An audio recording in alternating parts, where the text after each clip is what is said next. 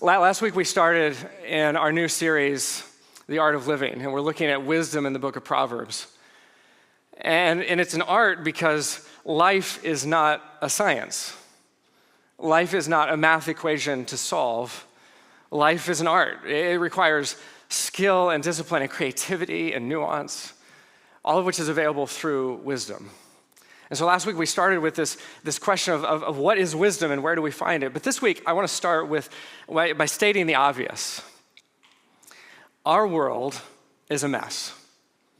Are we good with that? Any pushback on that? Any sort of like, wait a minute, I'm objecting to that statement. Our world is a mess. Now, that does not mean that it's as bad as it could possibly get or as bad as it's ever been or worse than it's ever been. That's not what I'm saying. In fact, I got to tell you that there's a lot of things in our world that I kind of like. In fact, if you were to ask me, like, pick a time to be alive, I'm picking right now. Like, there's a lot of things that I don't want to go back in time. I like anesthesia. I like modern dentistry. I like modern science. I like central heat and air. I mean, Solomon, he's got it good. I know he's got a massive castle, I'm sure, and home and a palace and all the rest of it, but central heat and air, man, I bet he'd give up a lot for that, right? I mean, there's some really great things about being alive today that I don't really want to go back in time. I like when I live, but that doesn't change the fact that the world is and has been a mess for a really long time.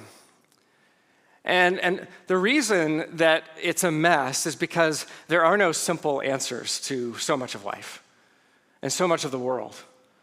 I mean, you look at what's happening in the Middle East, there are no simple, easy answers. You look at the war in Ukraine, you look at what's going on. I mean, our weather is crazy. I mean, I don't know if you've noticed, it's just nuts out there all the time. We never know what's coming. You look at the rise of AI, there's nothing simple about that. I mean, AI, it's either going to lead us to like a new utopian society or wipe out all humanity. We don't know which. It's one or the other, and there's a big spectrum. I think it's somewhere in between, but I don't know where it's going to land. Right, these are complex problems. It's messy. But have you ever noticed that in the scriptures, God so rarely spells out what seems like could be some pretty obvious answers? Especially to some of like the world's biggest problems, if you will. I mean, we could even take like what's happening in the Middle East. I mean, God knows the future. He clearly knew what would happen. He could have put a blueprint in the scriptures and said, okay, look, when this happens, here's how you're going to handle it. Boom, boom, boom. He could have done that. Doesn't do it. And if that's too specific, maybe that's not, maybe take a different tact. I mean, God could have spelled it out really clearly, no slavery. It doesn't say that. I wish it did. It doesn't say that. It could have said no genocide. Again, this feels like low-hanging fruit. Like God could have just spelled it out right from the beginning, but he doesn't do that. See, I think the reason that God doesn't spell out some of those solutions that we just feel like should be so obvious, he should just spell it out for us, he could just solve everything, put it on paper. I think the reason he doesn't is for the same reason.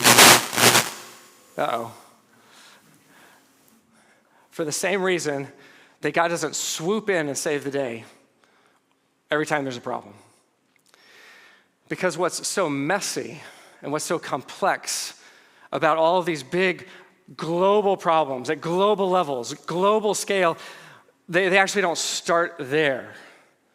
Right? They don't start at a global level, they actually start at a human level.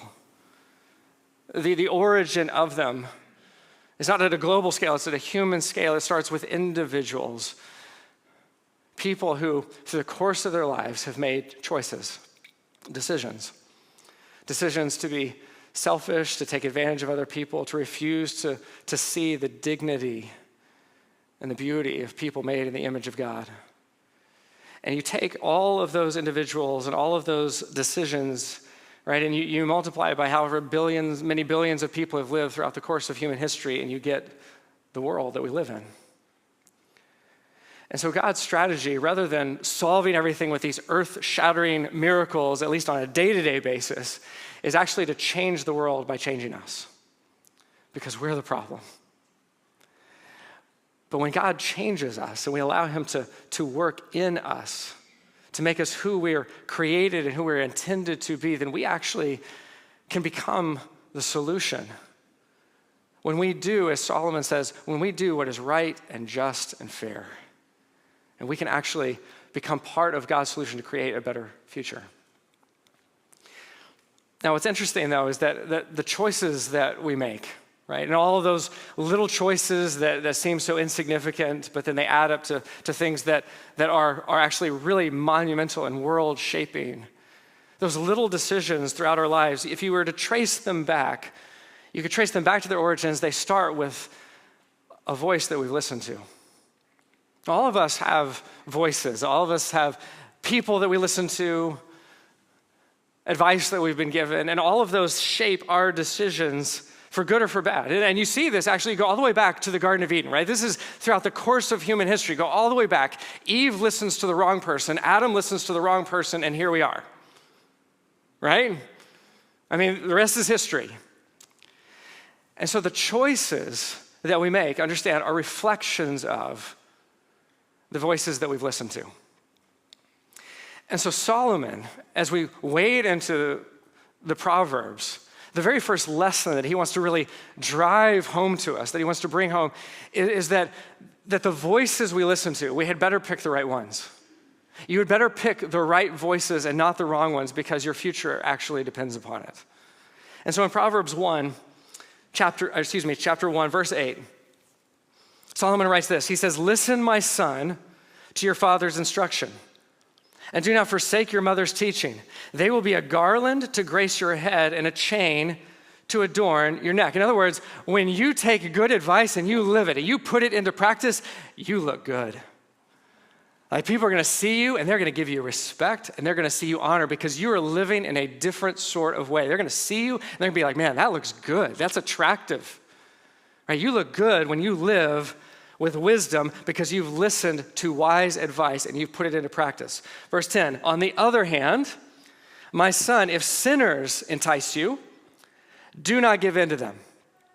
If they say, 'Come along with us,'" listen to the invitation here, "come along with us, let's lie in wait for someone's blood, let's waylay some harmless soul, let's swallow them alive like the grave and whole like those who go down to the pit, we will get all sorts of valuable things and fill our houses with plunder.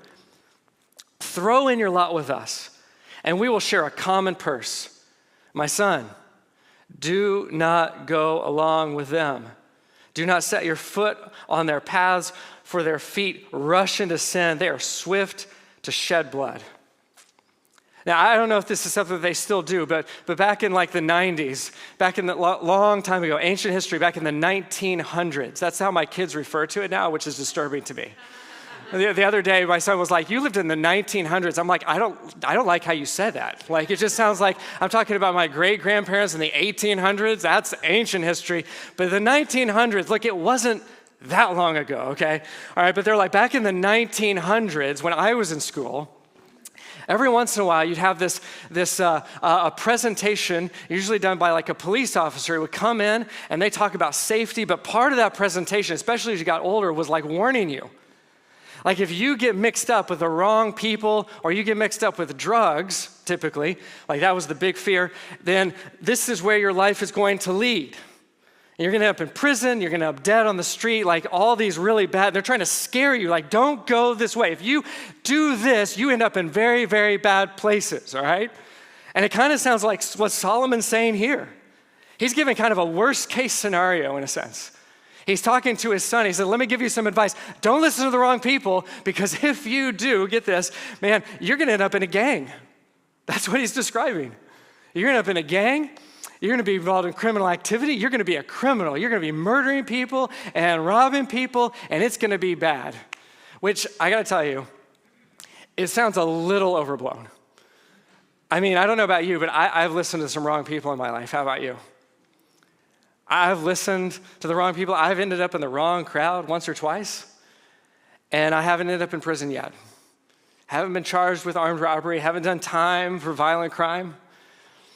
But see, what he wants us to see here is that all of us are susceptible to listening to the wrong voices, especially when they are speaking to the deeper emotional needs of our hearts. See, don't get lost in kind of the worst case scenario, because look at what the actual attraction is. Look at what they're being invited to, right? This is the young man who is listening to these people inviting him into a way of life. But what they're inviting him into, if you kind of cut through all of the violence and the bloodshed and the robbery, right, which is pretty extreme, underneath, what are they inviting them into? A life of purpose. It's the wrong purpose, but it's a life of purpose and of a common bond of belonging. Hey, you're going to be one of us. Come and be part of what we're doing. It's going to be great. See, these are longings that all of us have. We long for connection. We long for belonging. We long to be part of something that is important, that is meaningful. And I got to tell you that when you don't have real meaning in your life, then a cheap substitute is thrill and danger. And so that's what they're inviting him into. We don't have real meaning to offer you, but man, we give you a thrill. We're going to rob some people and we're going to get away with it. Right? But they're speaking this language, right? This invitation is to the deeper longings that all of us have for connection, for belonging, for meaning. And see, when you listen to those voices, you can be susceptible because they're speaking to something that you may not even realize is inside of you. And so what Solomon wants us to see is that oftentimes the terrible decisions that we make is not because we were looking for the wrong things, at least not at a deeper level. Right, at a deeper level, we're looking for belonging, we're looking for meaning, we're looking for the right things. Our hearts long for the right things, but we are looking in all the wrong places. And so what we need are the right voices that are going to direct us to the right places to find what we're actually looking for. And so what Solomon, while his warning might seem a little over the top, right? It's like, watch out, if you listen to the wrong voice, you're going to become part of a gang. Anybody here ever been tempted to join the mob? I mean, I hope not. I hope not. I hope no one's like, should I raise my hand? Please don't. Just tell me later, right? If you're part of the mob, just don't even tell me, right? But that's kind of the attraction, right? I mean, I've seen The Godfather. It's belonging, it's family. We're all in this together. I mean, it's violent crime and people die, but hey, right? See, it's a little over the top, but understand, Solomon wants us to see this direct correlation between the voices that you listen to and the future that you create. Listening to the wrong voices, it might not lead you to join the mob, I hope not, or join a gang. It might not lead you to prison, but it will still jeopardize your future. Because who you listen to will set your path either towards a life that you want or a life that you'll regret. And this is his conclusion in verse 17. He says, how useless to spread a net in full view of all the birds. These men lie in wait for their own blood. They waylay only themselves. They set a trap for other people, but they fall into the trap themselves. They've tried to take advantage of other people, but in the end, they've actually jeopardized their own souls. They've jeopardized their own lives. Such is the end of all who go after ill-gotten gain. It takes away the lives of those who get it. Now, one of the reasons I think that life can feel so confusing is because there are so many voices to listen to. So many different voices that are speaking to us all the time that we are inundated with messages constantly. I mean, you think about how many advertisements you see in the day. I mean, you turn on TV, you're watching the news, advertisements flying across, and every one of those advertisements is telling you something about what life is about, right? It's telling you what the good life is. It's telling you what you should desire, what you should want, what your life should look like. And that's just the marketing, right? I mean, then there's all the other voices that we choose to listen to or maybe just stumble into listening to, whether it's talking heads or political pundits or commentators, right? Online, whoever you follow on social media, like you follow these people and you're giving them influence in your life and they are telling you something about life. They're telling you how you should live. And that's not even getting to your family, your friends, your colleagues, your peers, not to mention all the voices in your own head. I mean, we are surrounded, we are inundated with voices. And so many of these voices, let's be honest, they are not giving us the best advice. When I was in college, I had a very, very short dating relationship with this girl who I just thought was so amazing at the time, and so I didn't want to blow it. And so we were going on Christmas vacation, and one of my buddies, he was like, man, you need to chill. Like, you got to make sure she doesn't think you're too into it, and you got to make sure, you don't want to look like you're desperate or anything like that. And so you should just not talk to her for a few weeks. You just just back off. And I was like, okay, yeah, I want to be cool like that. And so I spent like 2 weeks or 3 weeks over Christmas vacation. I never called, never texted, nothing. And it was the craziest thing. When I got back to campus, she let me know that we weren't dating anymore. I know, it was such a shock. See, sometimes we get these voices that people are giving us bad advice. I mean, we're surrounded by voices, and they're not all looking out for our best interests. Let's just be honest. And I bet there are some of you, you look at where you are in life, and today you are dissatisfied, you're unhappy, and you can trace it back somewhere down the line where there was someone or someones who spoke into your life, and you listened to them, and it set you on this trajectory to end up where you are today.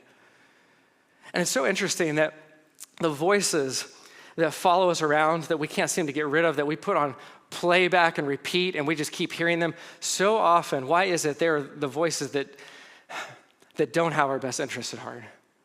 Why are they the voices that oftentimes that are somehow distorting the truth or telling us lies about ourselves? Why is it they're the voices that lead us to so much self-destructive behavior? I mean, these are the voices that tell us how you're never going to amount to anything, that your life is a failure, that you don't matter. These are the voices that tell you that you have to treat other people the way they've treated you because that's how things work, that you need to take advantage of other people because that's how you get ahead, that you can compromise your integrity and nobody will really know. These are the voices that will follow us around, and they will direct your life for years, for decades. And they will decide your future. And what Solomon wants is for us to become aware of the voices we're listening to. He wants us to take inventory of the voices that have taken up free rent in our heads and whisper to our souls. He wants us to notice the voices that we're listening to and living by. And the first step here, right? Because the first step in changing the trajectory of your life is to change who you're listening to. To identify the voices and decide which ones are worth listening to because they are wise and which ones need to be permanently muted. And see, that's a choice that you can make. You can decide. You can take an inventory of those voices and say, this is not a voice worth listening to, mute. And you can choose to listen to wise voices that are speaking to you. Because listen, wisdom is available out there. I know there's a lot of noise. I know there's a lot of very unwise voices, but still, wisdom is available. Wisdom, Solomon tells us, cries out to us. We just have to listen for it. So in verse 20, he says, wisdom calls aloud in the street. Wisdom's not silent. Wisdom's not like, oh, I'm just gonna kind of whisper and hope that you hear me. No, wisdom calls out aloud in the street. She raises her voice in the public squares. At the head of the noisy streets, she cries out. Like, wisdom is there. She's shouting to us. If we choose to listen, in the gateways of the city, she makes her speech. I love these questions. Listen, how long will you simple ones love your simple ways? How long will mockers delight in mockery and fools hate knowledge? If you had responded to my rebuke, this gets tough. Listen, if you had responded to my rebuke, I would have poured out my heart to you and made my thoughts known to you. But since you rejected me when I called, and no one gave heed when I stretched out my hand, since you ignored all my advice and would not accept my rebuke, I in turn will laugh at your disaster. I will mock when calamity overtakes you like a storm, when disaster sweeps over you like a whirlwind, when distress and trouble overwhelm you. See, here's the picture. If you ignore and disdain and laugh at wisdom, calamity is coming for you. And when that day comes, understand, wisdom will have the last laugh. Wisdom will chuckle at your demise because wisdom knew better. And you didn't listen. And notice that Solomon, he describes three different types of people who are susceptible to this danger of winding up being mocked by by wisdom. All right, there's three. Did you see them? Back in verse 22. How long will you simple ones love your simple ways? How long will you mockers delight in mockery and fools hate knowledge? So there's the three. The first is the simple, and then there's the mockers, but let's start with what I'm going to call the obstinate. This is kind of the classic fool. This is the person who hates knowledge because they don't want to be corrected. They don't want to be told that they're wrong. They don't want to be told that they haven't got it all figured out. And so they hate knowledge. They don't want new information. They don't want to be corrected. And so they're just like, no, I got this, right? And what's really fun about this is that there's actually a few different kinds. I'm going to give you two different kinds of obstinate fools. If you're wondering, if you want to like look out and try to identify, it's almost like a bird watcher. You're kind of looking for the fools out there. This is a way you can identify them. One is the obstinate fool. They're like belligerent. They're like bullies about their opinion, right? It is so calcified in their mind. Man, they've got it, and they're going to run over you. They're going to truck you if you don't agree with them. So that's one kind. But on the flip side, there's a quiet, reserved, stubborn, obstinate fool who is just self-assured, just as self-righteous, and just as dangerous, if not more so. So that's the obstinate fool. They hate knowledge. They don't want anyone to correct them because they are so certain that they're right. And then there's the simple person, the simple fool. This might be, I might use the word naive. The simple person is someone who at one level, and they're basically decent people, they just don't want to think too much. That's too much trouble. They don't want to wade into the deeper complexities of life. Like they like bumper stickers and political slogans. And they don't really want to think for themselves. They'd rather just mimic back what they've heard other people say. So the beginning of Proverbs 14:15, it says, a simple man believes anything. You know anyone like that? Are you someone like that? Who are you listening to? And are you discerning about what you're hearing? Or are you simply parroting back what you hear to those around you? And then there's the mocker. The mocker belittles everything and everyone that they don't agree with. They want to tear everything and everyone else down in order to build themselves up, because deep down they have a deep insecurity. And so they compensate with that with arrogance. And so in Proverbs 21:24, it says, the proud and arrogant man, mocker is his name. He behaves with overbearing pride. Right? They're going to mock, they're going to belittle, they're going to ridicule everyone's ideas. But not just ideas. I mean, it could be how people talk or what they think or what they're wearing. It could be anything, right? They're going to mock, they're going to tear down anything that they can because it's the only way for them to feel good about themselves. And they compensate for their sense of insecurity by trying to belittle and to tear everyone else down with overbearing pride. But what Solomon wants us to see for all three of these is that the problem isn't that wisdom isn't available to them. Wisdom is available, they just don't want it. Wisdom is available, but the simple prefer their simplicity over wisdom. They like to keep things super simple. Don't really try to understand, just listen to the talking head that they like and just go with that. Simpler way to live. The mocker doesn't want wisdom. They'd rather just belittle and mock. They like their mockery. They prefer mocking rather than growing because that's too dangerous. They feel vulnerable. And the obstinate fool, they hate knowledge. Wisdom is available, but they don't want it because then that would mean that they would have to learn. They would have to be corrected.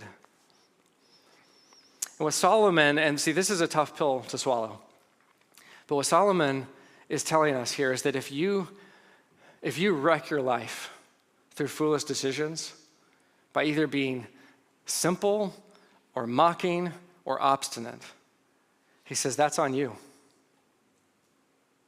Because wisdom was available. Wisdom is there. Wisdom is calling out, but you chose not to listen to it. And see, you might be thinking, well, but I don't have wise voices in my life. I mean, I would listen. I just don't have any wise counsel in my life. Here's a question. Why don't you? Why don't you? Because they're there. I guarantee that there are people, if they're not in your life, man, they are right on the fringe of your life who have wisdom to offer you if you would just go and search for it. Like, why haven't you found wise people to speak into your life? They're there. But here's the thing. Even if you didn't have wise counsel in your life, even have those people, they're just not available for whatever reason, you still have a conscience. See, God has hardwired us in such a way that we have this basic understanding of right and wrong, of morality. That is wisdom that is accessible and available to us. And along with your conscience, by the way, you have a brain, if you choose to use it, that is capable of determining causes and effects and outcomes so that you can reason, if nothing else, you can reason towards better outcomes in your life, right? There is wisdom that is accessible to you, maybe even more than you realize.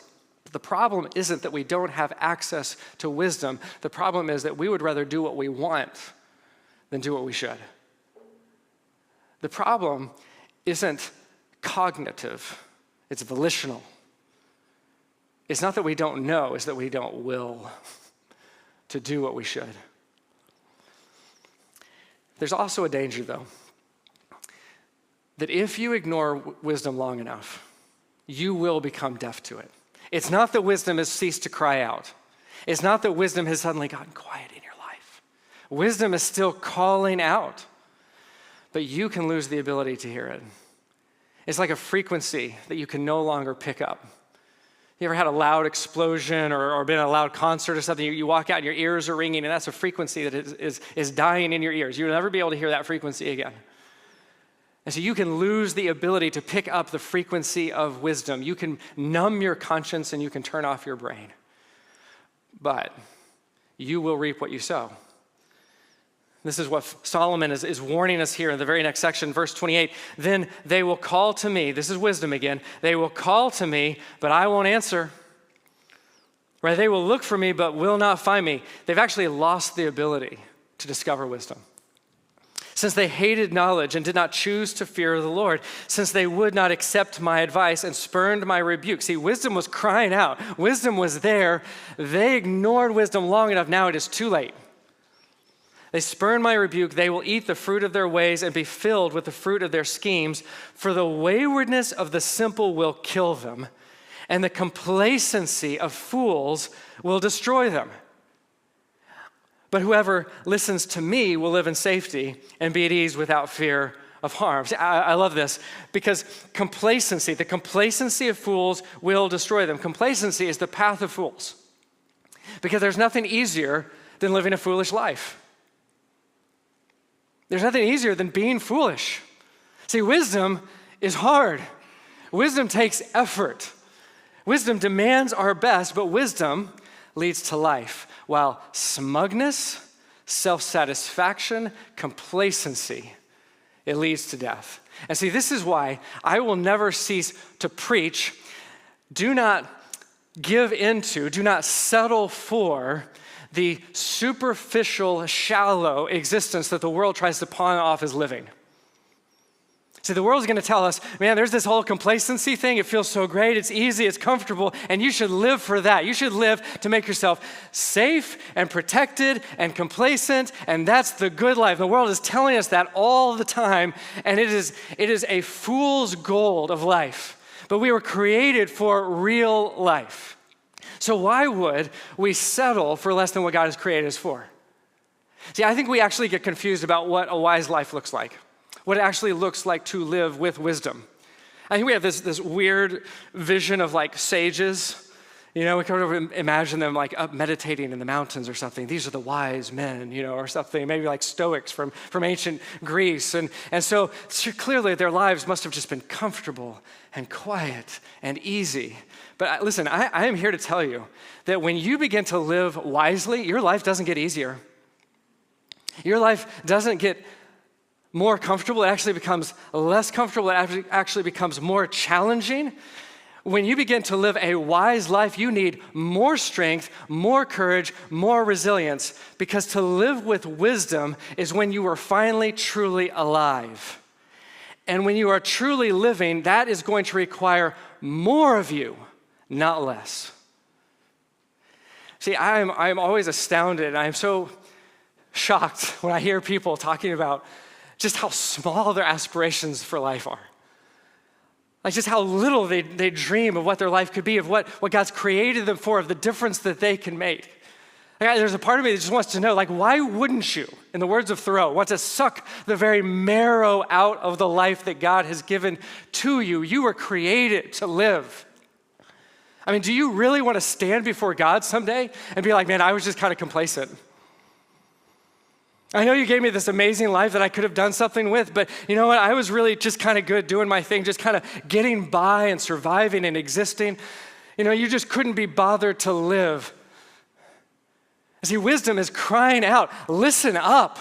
I'm calling to you. I'm crying out to you. God has given you a life to live. Live it with everything that you have. That's the voice. That is the call of wisdom. Listen to the words of Solomon. My son, if you accept my words and store up my commands within you, turning your ear to wisdom and applying your heart to understanding, and if you call out for insight and cry aloud for understanding, and if you look for it as for silver and search for it as for hidden treasure, then you will understand the fear of the Lord and find the knowledge of God. Do you hear what he's saying? He's like, listen up. You gotta crave wisdom. Man, you gotta search for it like hidden treasure, like something you cannot live without because you can't. You gotta cry out for it with desperation. You gotta search for it. Do you long for wisdom in your life? Are you searching for it as a treasure that you just have to have? And notice your reward, it's not just wisdom, it's God.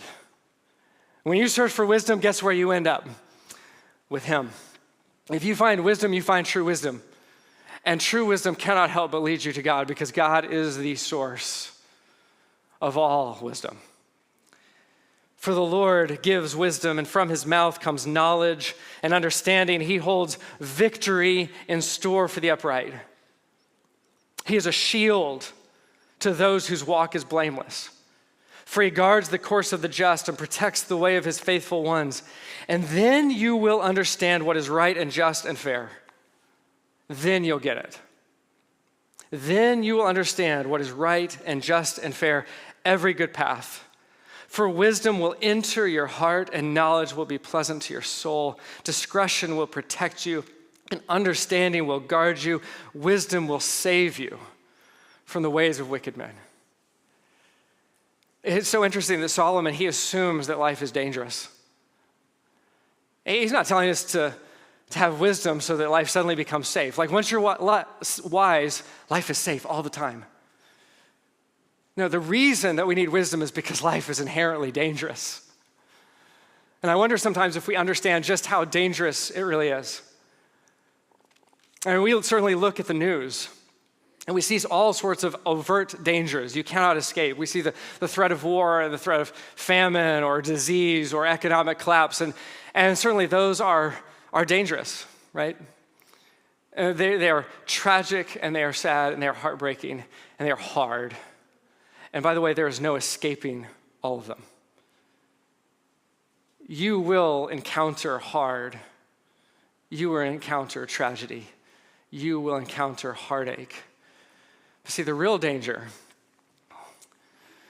is that as we encounter those events in our lives, that they will so defeat us and they will so crush us that we will use them to justify living however we want. That we will use the hard things that life inevitably brings our way, and we will use them to make excuses for why we have not done what is right and just and fair. Instead of rising above our circumstances to do what we should. See, the ways of the wicked men, they're not every good path. The ways of wicked men, they're the opposite. And what makes them evil, what makes those paths unwise and wicked, it's not that they don't work. You can be wicked and you can take all the wicked paths that you want and you can turn out great in life in terms of like what you accumulate and what you achieve and how you win in life. You can accomplish a lot simply by choosing the wicked paths. But it will come at the cost of others. And it will come at the cost of your own soul. See, if you don't understand what the actual value of your life is, that your life is not defined by your success or by gain or by pleasure, but the value of your life is measured in the value that you add to the world, the value that you add to others, through the quality of life that you live, through the quality of your character. See, more than anything else, it's who you are that will determine the impact that you have on the world around you. And until you understand that, then you will always justify the means by the end. See, there are so many people in the world who they mean well, and they've created so much more of a mess. Because with the best of intentions, they have justified doing evil for the sake of good. They've decided that they're the exception. And they justify the means with the end. But as the saying goes, you cannot take two wrongs and make a right. And to try to fight evil with evil is a fool's errand. But see, wisdom shows us a better way by reminding us of who holds the victory. See, verse 7 says that God holds victory in store for the upright. He is a shield to those whose walk is blameless, for he guards the course of the just and protects the way of his faithful ones. See, if God is the one who holds the victory, then I don't have to win at all costs. You get that? Like if God holds the victory, then I don't have to compromise who I am for the sake of winning. I don't have to compromise my integrity. I don't have to compromise my value. I don't have to compromise my character because my future is secure. It is being held by the one who gave his life for me. See, God is guarding my course. He is protecting my way, so I don't have to resort to the ways of wicked men. I can do better. I can live better. I can live with integrity. I can live with compassion and generosity and forgiveness and joy and peace and patience and kindness and gentleness and self-control. I can live with all of those things because my future is not dependent upon what I can create for myself. I can do what is right and just and fair even when it costs me. I can choose every good path because my future is already secured by the one whose walk is truly blameless. And when Jesus came to earth, he lived the perfect life that you and we can never live. In our sin, we're never able to live the life that we were intended to live, that we were meant to live, that we're created to live. We have fallen so far short, but Jesus, he came and he lived the life that we were supposed to live, and he took all of our sin and our regret and our shame and our failures and our mistakes. He took all of it upon himself, and then he carried it up to a cross, and it died with him, crucified. But then Jesus rose from the dead, and he secured the victory for all of us who place our faith in him. He holds the victory that we need. So I don't got to hold it, right? I don't have to win it for myself. He's already got it. He holds the victory. He holds my future. So that now I can live the life that I'm meant to live. See, when you give your life to Jesus, What you're doing is you are acknowledging that he holds that victory, he holds the future, and you're saying, I'm trusting you, Jesus. You have the life, both now and forever, in the future. I'm letting you hold on to that. It's not for me to hold on to, it's not for me to create for myself, and so now I can do what is right and just and fair, no matter what, even if it costs me, even if I have to sacrifice. I can do that because ultimately, you got this. And so when we give our lives to Jesus, we are surrendering control of what we can create for ourselves, trusting that he has it. And we give our lives to him, and then he, in return, he gives us the life that we need.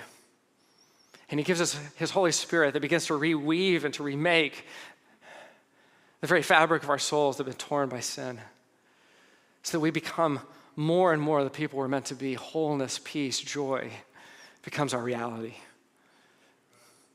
See, this is the reality of a relationship with Jesus.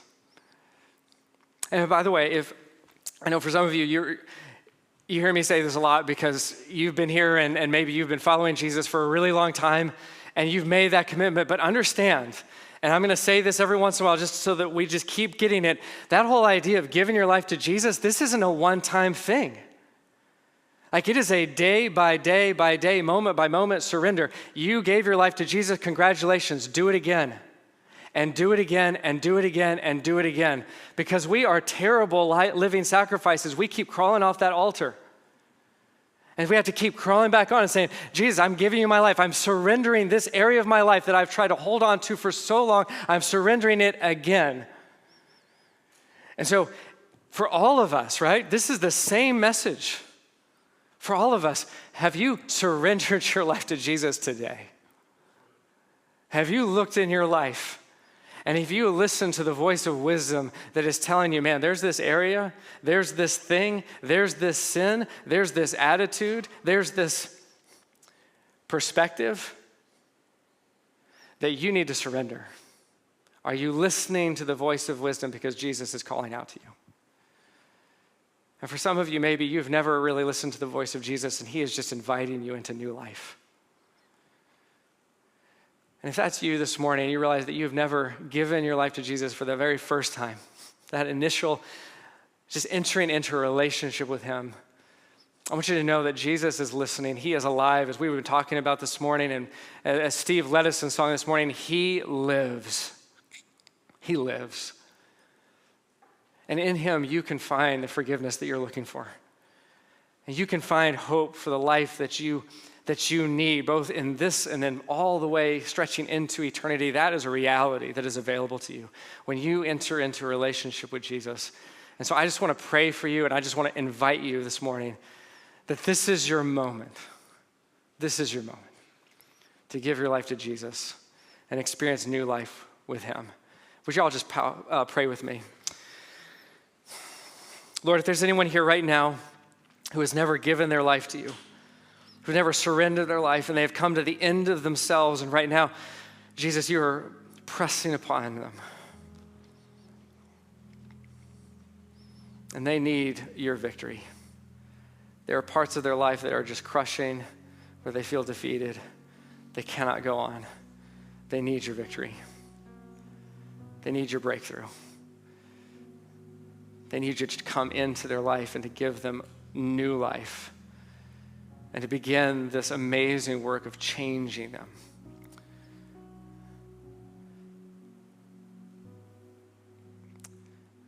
If that's you right now, you're sitting here, and you know that's what you need, I just want to invite you right now, in this quiet moment, just to surrender your life to Jesus. It's a very simple prayer. You can just say to him, Jesus, I give you my life. I give you my life.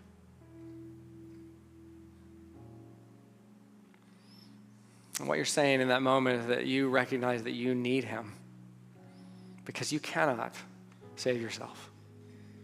You need the forgiveness that he offers. You need the life that only he can give. And you can receive that right now. Jesus, I give you my life. Father, I just pray for anyone right now who has made that confession, who has prayed that prayer to you, maybe just in the deepest longing of their soul. I pray that they would know your presence, that Jesus, you would just make it so abundantly clear to them that you've come into their life, that they would know a new peace and a new understanding, a new just sense of your presence. But Lord, for all of us as well, God, I pray that we would hear the call of wisdom today to give our lives fully to you so that we can do what is right and just and fair, to seize every good path because we know that you hold our victory and you have secured our future. Lord, help us to trust in you and to believe in you this week. In your name we pray. Amen.